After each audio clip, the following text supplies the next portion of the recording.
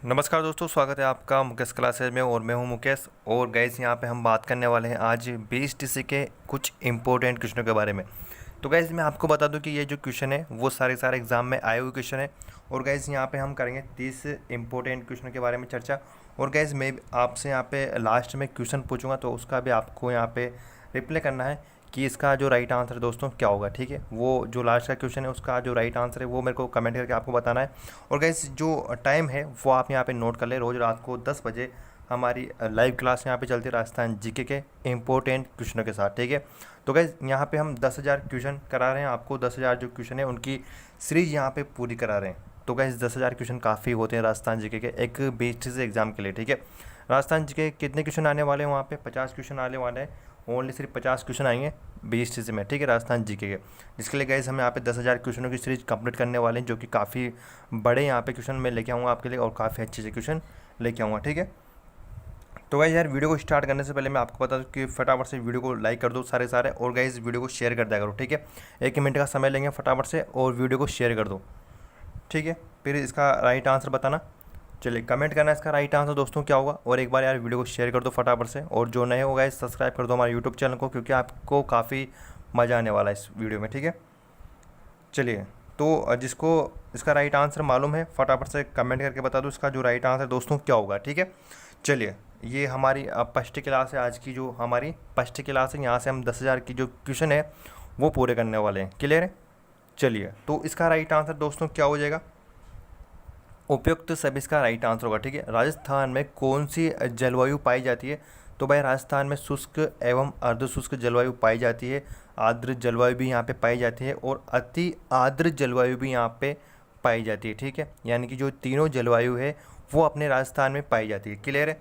चलिए अगला क्वेश्चन देखिए दोस्तों। अगला क्वेश्चन आपके पास है और ये वीडियो को फटाफट से लाइक कर दो, क्योंकि आप बाद में भूल जाते हो वीडियो को लाइक करना। तो अभी फटाफट से वीडियो को लाइक करके जाओ। ठीक है, चलिए अंकुर सिंह जी बीएसटी से एग्ज़ाम कब होगा। भाई बीएसटी से एग्ज़ाम जल्दी होगा, 3 तारीख को बाद में आपको डेट बता दी जाएगी। ठीक है, चलिए अगला दोस्तों क्वेश्चन आपके पास है कि माही बेसिन में प्रतापगढ़ और बांसवाड़ा के बीच में जो 56 नदी नालों का जो प्रवाह क्षेत्र है दोस्तों, इसको क्या कहा जाता है। ठीक है, यानी कि प्रतापगढ़ और बांसवाड़ा के बीच में जो 56 नदी नालों का जो क्षेत्र है, प्रवाह क्षेत्र है, इसको क्या कहा जाता है। ठीक है, कल हमने बात की थी डूंगरपुर और बांसवाड़ा के बीच में, उसको क्या कहा जाता था। तो उसको मेवल कहा जाता है। ठीक है, डूंगरपुर और जो बांसवाड़ा का जो क्षेत्र है बीच का, उसको दोस्तों मेवल कहा जाता है।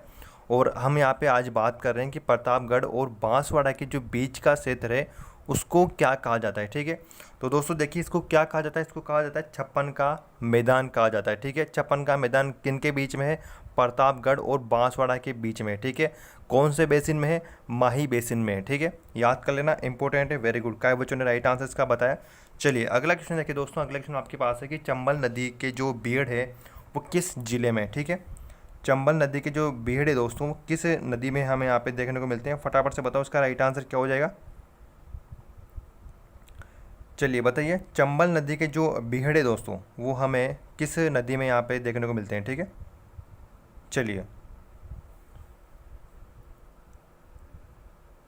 तो देखिए इसका राइट आंसर दोस्तों क्या हो जाएगा। इसका राइट आंसर क्या होगा, धौलपुर में। ठीक है, जो चंबल नदी के बीहड़ है गाइस वो हमें धौलपुर में देखने को मिलते हैं। तो धौलपुर जिला इसका राइट आंसर हो जाएगा। ठीक है, चलिए अगला क्वेश्चन देखिए। अगला क्वेश्चन दोस्तों हमारे पास है कि राजस्थान की वह एकमात्र नदी कौन सी है जो कर्क रेखा को 2 बार काटती है तथा जिसके साथ 56 नदी नालों के समूह में 56 का जो मैदान भी यहाँ पे उसका निर्माण होता है। ठीक है, यानी राजस्थान की एकमात्र नदी आपको बतानी जो कर्क रेखा को 2 बार काटती है। पहला क्वेश्चन तो आपको यहाँ से पुट हो जाता है। और जिसके साथ 56 नदी नालों का जो समूह है यानी कि 56 का जो मैदान है उसका भी निर्माण करती है। तो कौन सी नदी हो जाएगी, मैंने अभी आपको यहाँ पे समझाया था। और ये कहाँ पर है दोस्तों, 56 का जो मैदान है वो प्रतापगढ़ और बांसवाड़ा के बीच में है। ठीक है, हाँ तो कौन सी नदी हो जाएगी, ये हो जाएगी गैस हमारी माही नदी। ठीक है, जो माही नदी है इसका राइट आंसर हो जाएगा। चलिए माही नदी, वेरी गुड। चलिए अगला क्वेश्चन देखिए दोस्तों आपके पास कि थार का जो कल्प वर्ष है वो किसे कहा जाता है। ठीक है, थार का कल्प वर्ष है वो किसे कहा जाता है। चलिए फटाफट से कमेंट करके बताओ इसका राइट आंसर क्या हो जाएगा। थार का जो कल्प वर्ष है, ठीक है, कौन सा है थार का कल्प वर्ष। चलिए बताइए फटाफट से इसका राइट आंसर क्या होगा।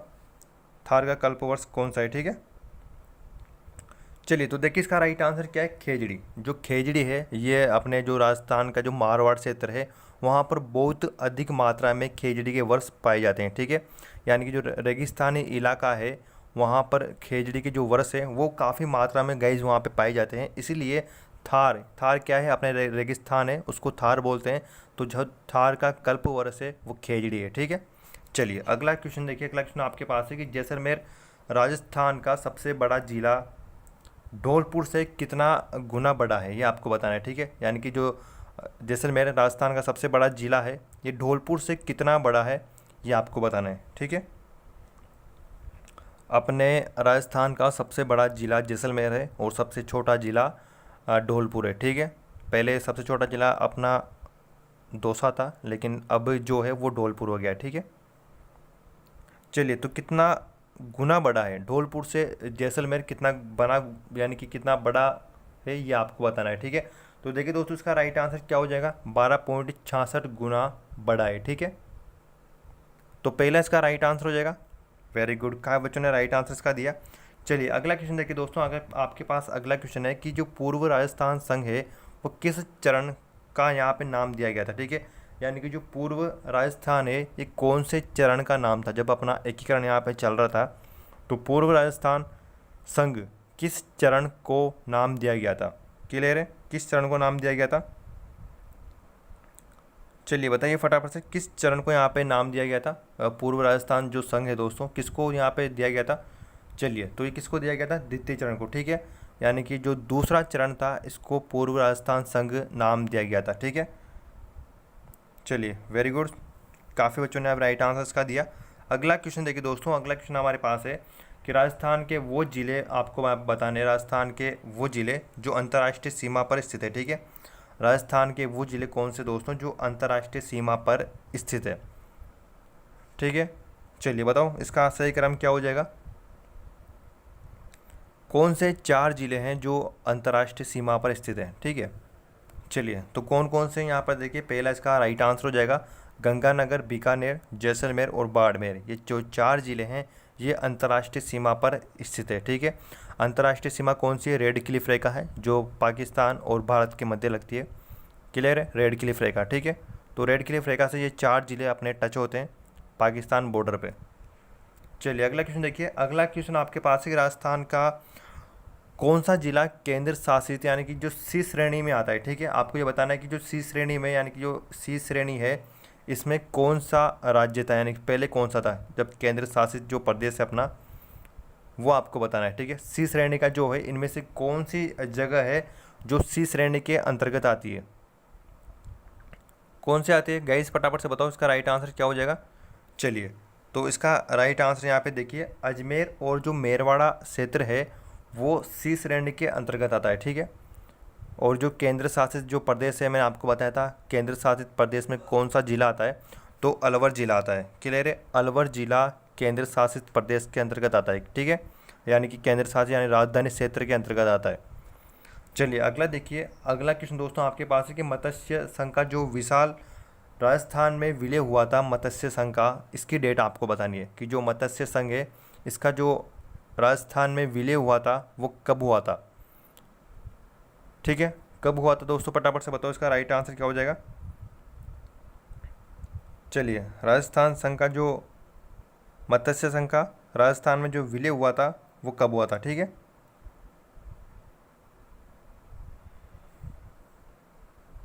चलिए कमेंट कीजिए फटाफट से। इसका राइट आंसर दोस्तों क्या हो जाएगा, 15 मई 1949 इसका राइट आंसर होगा, ठीक है। सी इसका राइट आंसर होगा, तो इसको क्लियर कर लेना। जो बच्चे यहाँ पे बता रहे हैं क्वेश्चन गलत वो यहाँ पे क्लियर कर लो, ठीक है। चलिए अगला क्वेश्चन देखिए। अगला क्वेश्चन दोस्तों आपके पास एक राज्य के कितने जिलों की सीमा है अंतर्राष्ट्रीय अथवा अंतर्राज्यीय सीमा से नहीं लगती है, वो जिले आपको यहाँ पे बताने, यानी कि राज्य के कितने ज़िले ऐसे हैं जिनकी सीमा ना तो अंतर्राष्ट्रीय से लगती है और ना ही अंतर्राज्यीय जिलों से यानी कि अंतर्राष्ट्रीय राज्यों से लगती है, ठीक है। तो कितने ज़िले ऐसे हैं जो ना तो अंतर्राष्ट्रीय सीमा को छूते हैं और ना ही अंतर्राज्यीय सीमा को छूते हैं, कितने ज़िले ऐसे हैं, तो गैस 8 ज़िले ऐसे हो जाएंगे, ठीक है। 8 ज़िले ऐसे हैं जो ना तो किसी को छूते हैं अंतर्राष्ट्रीय सीमा को, ना ही अंतर्राज्यीय सीमा को। ठीक है, वेरी गुड। इसका राइट आंसर क्या हो जाएगा? सी इसका राइट आंसर हो जाएगा। अगला देखिए दोस्तों, अगला आपके पास है कि भारत पाकिस्तान के उत्तर पश्चिमी भाग में जो खींची गई अंतर्राष्ट्रीय रेखा है, यानी कि जो रेड क्लिफ रेखा यहाँ पर खींची गई थी, वो रेखा किस तरह से यहाँ पे खींची गई थी? ठीक है, यानी कि वो प्राकृतिक रेखा है या फिर कृत्रिम रेखा है या फिर आर्थिक रेखा है या फिर धार्मिक रेखा के अनुरूप उसको खींचा गया था, किस तरह से खींचा गया था? ठीक है, चलिए बताओ फटाफट से। तो देखिए, जो भारत पाकिस्तान के जो उत्तर पश्चिम भाग में जो रेड क्लिफ रेखा यानी कि जो अंतर्राष्ट्रीय रेखा खींची गई थी दोस्तों, ये कृत्रिम रेखा खींची गई थी। ठीक है, क्लियर है? सी इसका राइट आंसर हो जाएगा। कृत्रिम रेखा है ये जो खींची गई थी, रेड क्लिफ रेखा। ठीक है, यानी इसको कोई बनाया नहीं गया है, ये जो एक कृत्रिम रेखा बनाई गई है, अनुमान के आधार पर इसको बनाया गया है। ठीक है, चलिए अगला क्वेश्चन देखिए। अगला क्वेश्चन दोस्तों आपके पास है, राजस्थान के किस जिले की सीमा अन्य जिलों की सीमा से सर्वाधिक स्पर्श करती है? यानी ठीक है, यानी राजस्थान का वो कौन सा जिला है जो सर्वाधिक जिलों के साथ सीमा स्पर्श करता है? काफ़ी बार एग्जाम में एक पूछा गया है, और जो BST से एग्ज़ाम है उसमें भी काफ़ी बार क्वेश्चन पूछा गया है। तो गैस काफ़ी इंपॉर्टेंट क्वेश्चन है, यानी कि राजस्थान का वह कौन सा जिला है जो सर्वाधिक अन्य जिलों के साथ यहाँ पर सीमा बनाता है? ठीक है, Jagdish Soni ji very good, Kavita ji very good. चलिए, काफ़ी बच्चों ने राइट आंसर दिया यहाँ पे। पाली इसका राइट आंसर हो जाएगा। क्लियर है? जो पाली है वो 8 जिलों के साथ यहाँ पे यानी कि सीमा स्पर्श करता है अपनी, तो पाली जिला हो जाएगा। ठीक है, पाली है जो 8 जिलों के साथ अपनी जो सीमा है वो स्पर्श करता है। ठीक है, चलिए अगला क्वेश्चन देखिए। अगला क्वेश्चन दोस्तों आपके पास है कि राज्य का कौन सा जिला पाकिस्तान से सीधे रेल मार्ग से जुड़ा हुआ है? ठीक है, बताइए फटाफट से। राजस्थान का कौन सा वो जिला है जो पाकिस्तान से सीधे रेल मार्ग से जुड़ा हुआ है? ठीक है, कौन सा जिला है जो पाकिस्तान से जुड़ा हुआ है अपना राजस्थान का रेल मार्ग से? ठीक है, और कोई से भी जो है वो रेल मार्ग से नहीं जुड़े हुए हैं। Jagdish ji very good. चलिए, इसका जो राइट आंसर दोस्तों हो जाएगा बाड़मेर। ठीक है, बाड़मेर इसका राइट आंसर है। जो मुनाबाव है वहाँ से जो ट्रेन है वो जाती है। एक ट्रेन है जो कि समझौता एक्सप्रेस है, पहली जो ट्रेन जाती है समझौता एक्सप्रेस है, और जो दूसरी वो थार एक्सप्रेस है। लेकिन दोनों जो दोस्तों जो अभी है फ़िलहाल दोनों ट्रेनें यहाँ पे बंद कर दी गई है।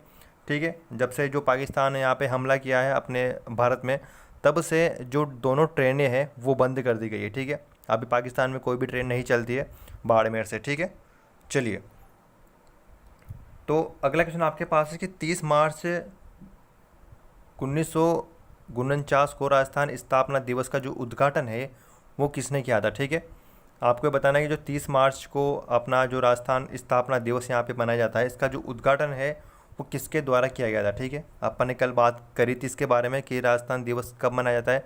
तो जो राजस्थान दिवस है वो 30 मार्च को मनाया जाता है। ठीक है, इसका जो उद्घाटन है दोस्तों ये किसके द्वारा यहाँ पे किया गया था? आपको उद्घाटन करता है यहाँ पे बताना है। तो देखिए, इसका राइट आंसर क्या हो जाएगा? सरदार वल्लभ भाई पटेल इसका राइट आंसर है। क्लियर है? वेरी गुड, क्या बच्चों ने राइट आंसर इसका दिया है, और सरदार वल्लभ भाई पटेल इसका राइट आंसर हो जाएगा।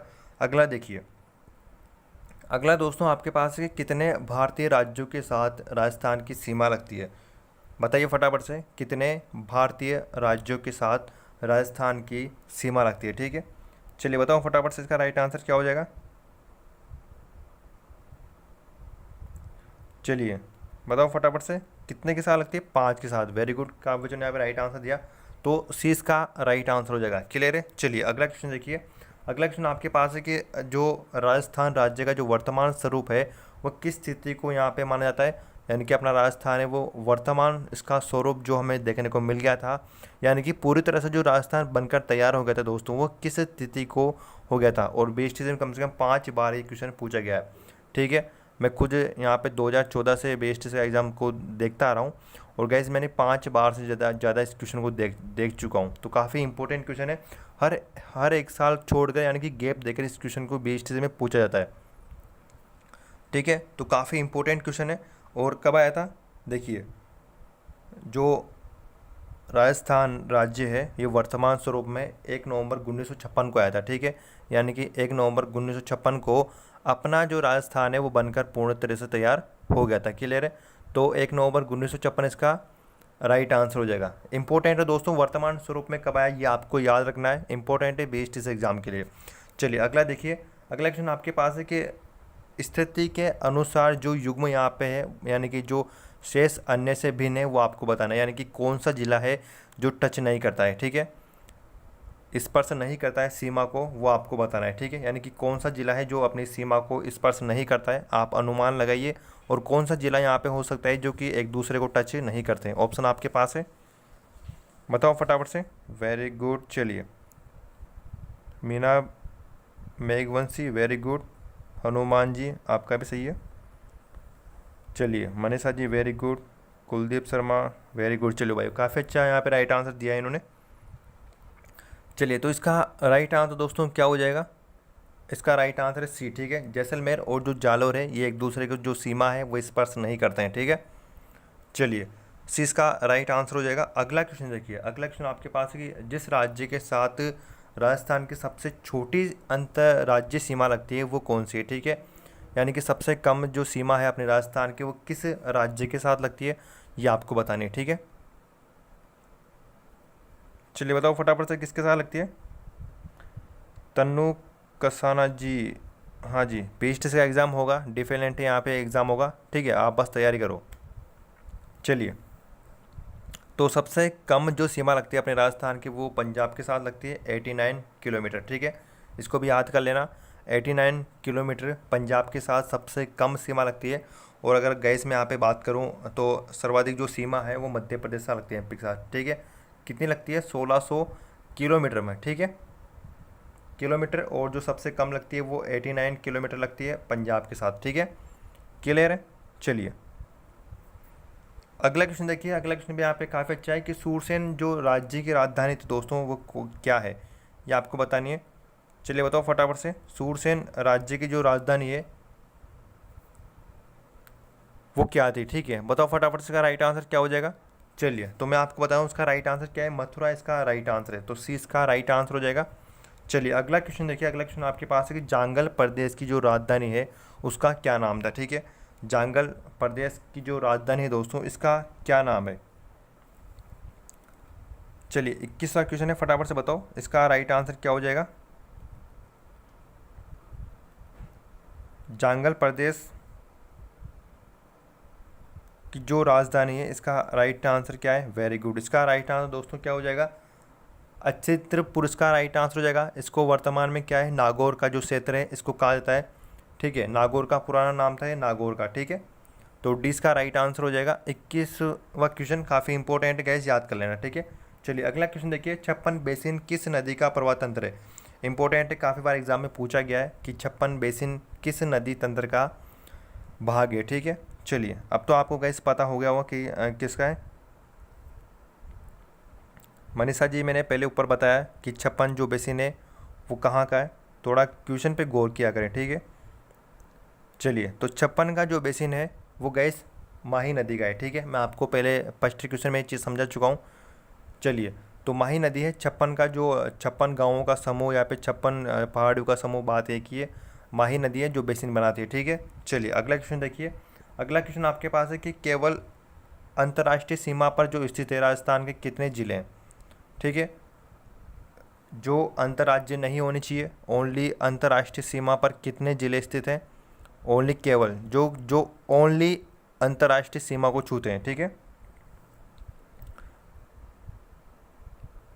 केवल अंतर्राष्ट्रीय सीमा पर स्थित राजस्थान के कितने ज़िले हैं ये आपको बताना है। और काफ़ी बच्चों के राइट आंसर यहाँ पे नहीं आ रहे हैं। अनिल मीना जी वेरी गुड, चलिए रेणु जी आपका भी सही है,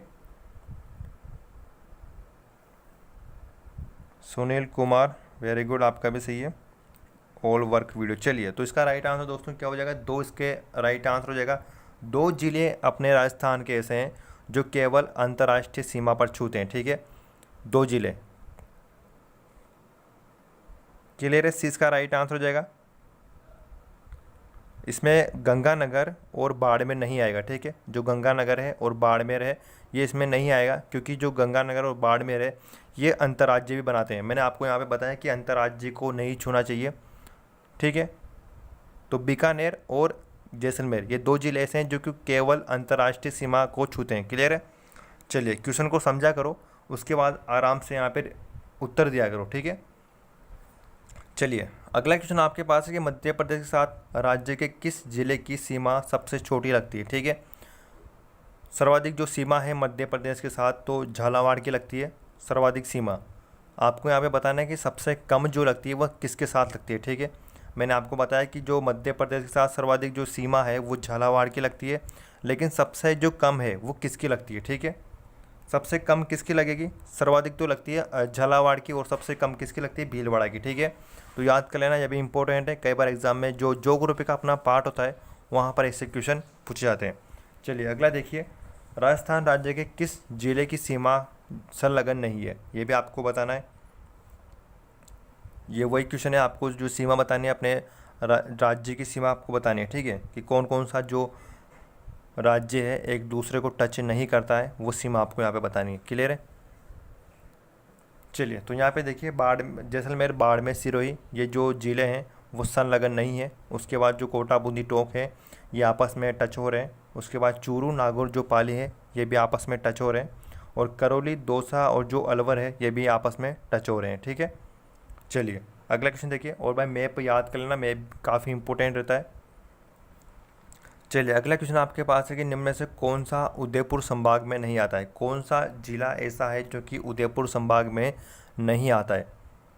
ठीक है, बताओ फटाफट से। BSTC फॉर्म के लिए आधार कार्ड कंपलसरी नहीं है। ठीक है,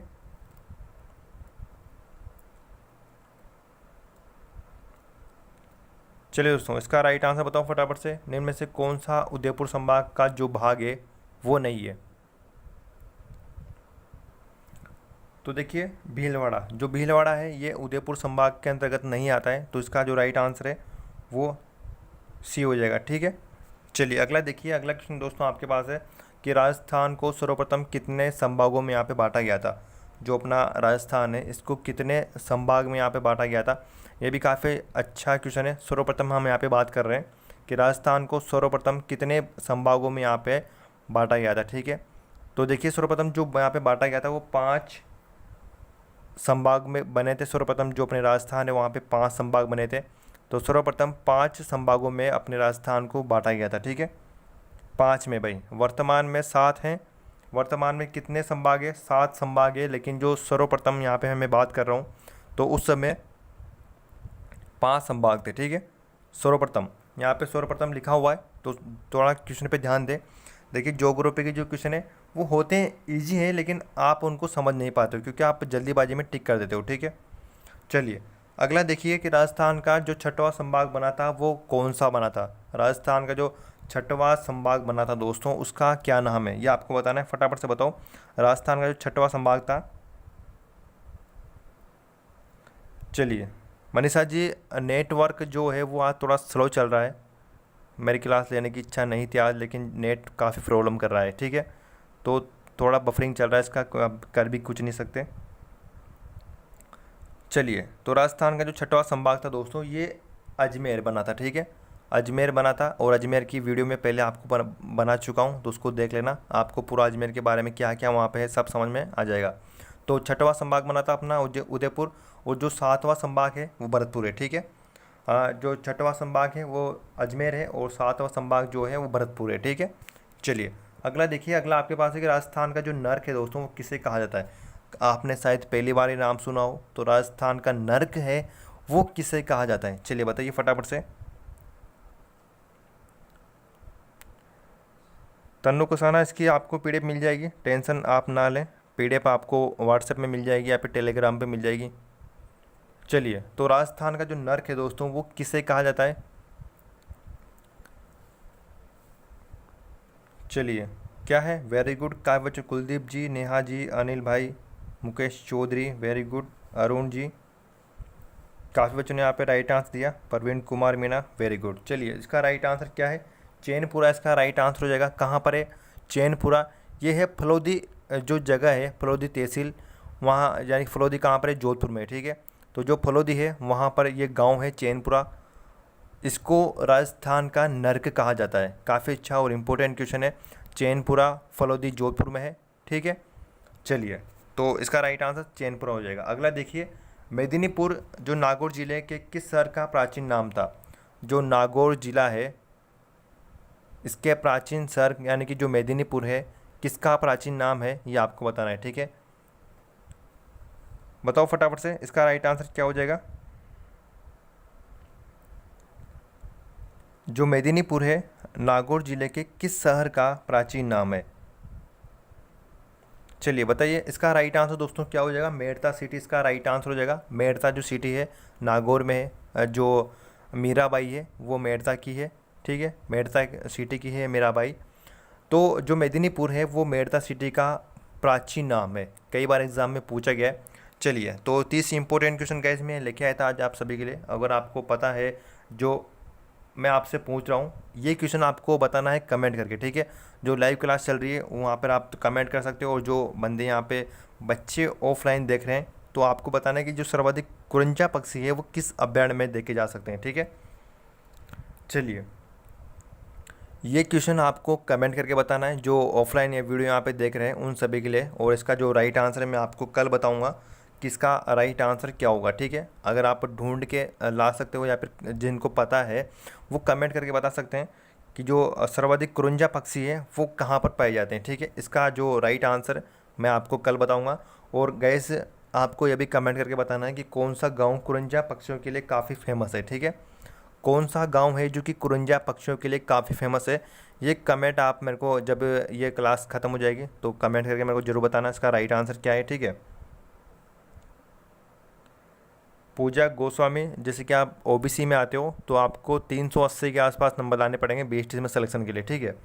तो चलिए गाइस, यहाँ पे आज की जो क्लास है यहाँ पे इसका राइट आंसर आप मेरे को कमेंट करके बताना फ़िलहाल अभी, ठीक है। जो लाइव क्लास में बता रहे हैं उनके लिए वेरी गुड, और आप मेरे को ऑफलाइन बताना। और भाई आप सभी को इन सभी की जो पीडीएफ है वो आपको हमारे टेलीग्राम ग्रुप में मिल जाएगी। टेलीग्राम ग्रुप में आपको बस सर्च करना है मुकेश क्लासेस, ठीक है। मुकेश क्लासेज आप टेलीग्राम ग्रुप में सर्च कीजिए, आपको मिल जाएगा। और गाइस आप हमें इन वेबसाइटों पे जो लिंक है वहाँ पे भी आप हमें फॉलो कर सकते हैं। और भाई अगर आपको इसकी पीडीएफ चाहिए गाइस तो पीडीएफ आपको टेलीग्राम ग्रुप में मिल जाएगी, ठीक है। तो टेलीग्राम ग्रुप में गाइस आप पीडीएफ ले सकते हो, वहाँ पे आपको मुकेश क्लासेस सर्च करना है। और अगर आप व्हाट्सएप पे भी लेना चाहते हो तो गाइस जो नंबर है आप हमें मैसेज कर सकते हो, यहाँ पे भी हम आपको पीडीएफ सेंड कर देंगे, ठीक है। और आपको डेली पीडीएफ चाहिए तो आप मुकेश क्लासेस सर्च कीजिए टेलीग्राम पे, आपको वहाँ पे डेली पीडीएफ लाइव क्लास की मिल जाएगी। और भी जो इंपॉर्टेंट पीडीएफ है वो सारी आपको मिलती रहेगी, ठीक है। और ये सोशल साइट है, आप अगर चाहो तो हमें फॉलो कर सकते हो यहाँ पे, ठीक है।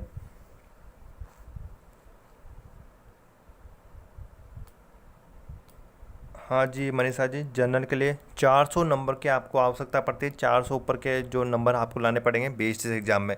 और आपको गाइस बीएसटी से एग्ज़ाम में नंबर कैसे लाने हैं वो मैं आपको एक काफ़ी अच्छा तरीका बताऊंगा। तो जो वीडियो है मैं गाइस जल्दी बना के डाल दूंगा कि किस तरह से आप 400 प्लस नंबर ला सकते हो बीएसटी से एग्ज़ाम में। काफ़ी अच्छा तरीका है और काफ़ी बच्चों ने इसको आजमाया हुआ भी है और काफ़ी बच्चों ने सलेक्शन भी ले रखा है, ठीक है। तो गैस अगर आप चाहते हो तो कि मैं ये वाली जो वीडियो है वो बना के डालूँ तो आप मेरे को कमेंट करके बताना कि मेरे को ये वाली वीडियो बनानी चाहिए या नहीं बनानी चाहिए। कमेंट करके मेरे को ज़रूर बताना, ठीक है। काफ़ी अच्छी तरीका है बीएसटी में कैसे आप नंबर ला सकते हो 400 से ज़्यादा, ठीक है। तो गैस मिलते हैं कल, और जो क्वेश्चन है मैंने आपसे पूछा था तो उसका भी आप कमेंट करके मेरे को ज़रूर बता देना, ठीक है। चलिए दोस्तों, तो मिलते हैं कल। बाय बाय आप सभी को, गुड नाइट, अच्छे से आप तैयारी करते रहें। चलिए।